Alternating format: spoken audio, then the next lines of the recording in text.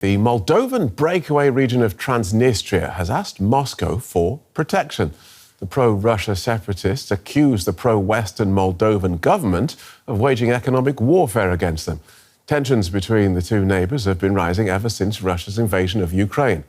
The self-proclaimed Republic of Transnistria is a tiny sliver of land located between Ukraine and Moldova and falls within Russia's sphere of influence. It broke away from Moldova during the collapse of the Soviet Union in the early 1990s, but isn't internationally recognised. Well, the request for protection fell short of the request for outright annexation by Russia that Moldova and many in the West had feared. Back in 2006, Transnistria actually organised a referendum on joining the Russian Federation, which met with overwhelming support, with more than 97% voting in favour. However, Moscow chose not to recognise the vote and didn't act on the request. Well, Moldova has dismissed the claims that it's waging economic warfare on Transnistria and called the separatists' appeal for protection propaganda. Relations between Moldova and its breakaway region are complicated by the role of Russia. Moscow has around 1,500 troops permanently stationed in Transnistria on what it calls a peacekeeping mission. The Moldovan government says its military presence is illegitimate and has called for the withdrawal of Russian forces. It's repeatedly accused the Kremlin of trying to destabilise the country. Well, Russia hasn't yet responded to the request for protection, but it accused the West of trying to turn Moldova into a second Ukraine. Here's Russian Foreign Ministry spokesperson Maria Zakharova. NATO is stubbornly trying to mould the Republic into a second Ukraine, contrary to the mood of the majority of the Moldovan population, and apparently without thinking about the consequences of this for the country and for the region as a whole. Anastasia Pociumban is from the German Council on Foreign Relations. So welcome to DW.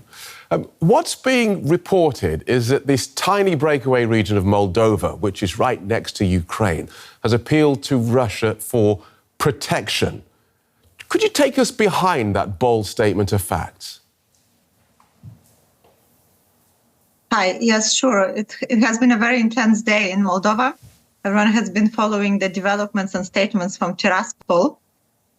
So maybe to go a step back, where does this come from? The Congress of Deputies that took place today comes a lot on the background of the worsening economic situation in the Transnistrian region, and also after Moldova eliminated custom duties exemption for companies from Transnistria, which has started from 1st of January. So now the same custom duties apply for the both right bank of the Dnistru River companies and left bank of Dnistru River. So on the background of this economic situation, we also see more developments happening, and the expectation from this Congress, just to come back, there were a lot of speculation on what to expect about this Congress. However, I would actually say that the message that came was quite moderate, and it did not make reference to the integration of Transnistria in Russia, that what happened in the Congress in 2006.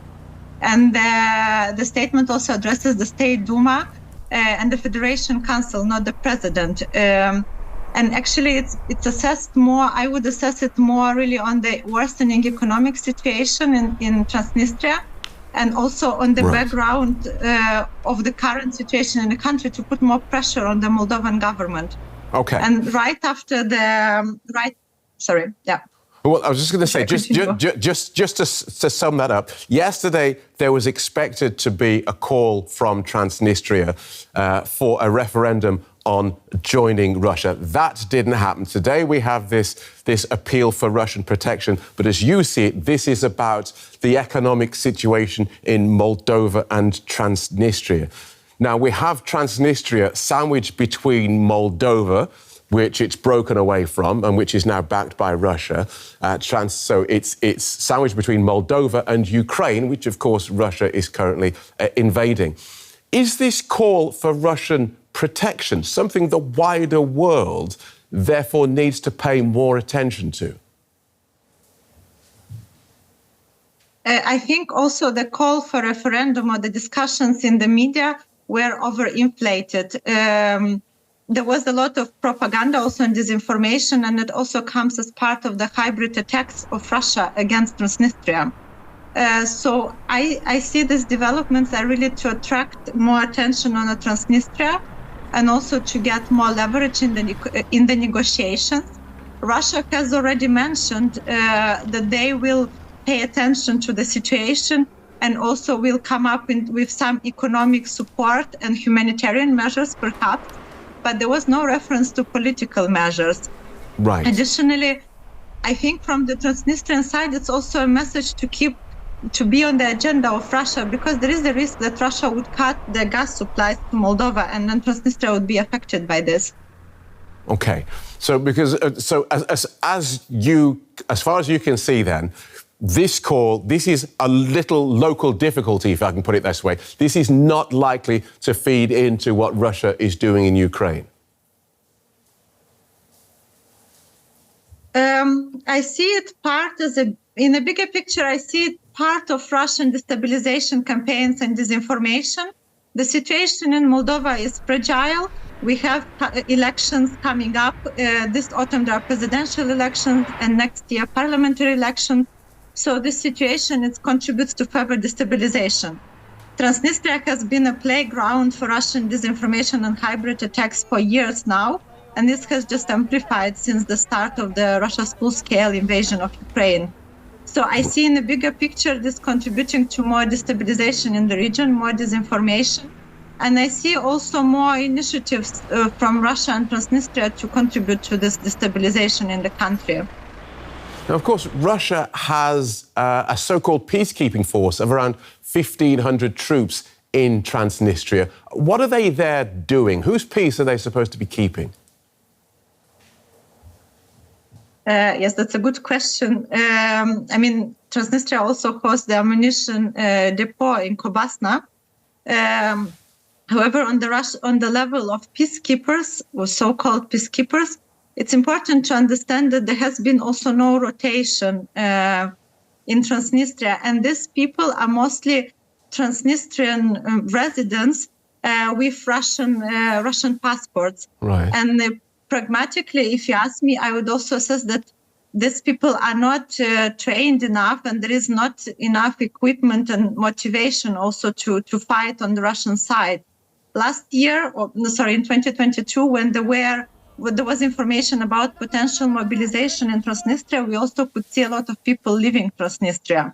Like I would not expect big mobilization from the side of the so-called peacekeepers. Okay. So, as I say, the geography is interesting. Moldova on one side, Ukraine on the other. Moldova, of course, not a member of the EU or NATO. In fact, neutrality is enshrined in its constitution. But is Transnistria on the radar of either the EU or NATO?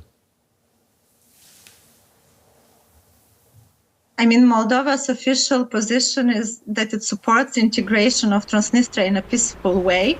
And when we look at the current agreements, the deep and comprehensive free trade agreement with the EU, Transnistria is also benefiting from it.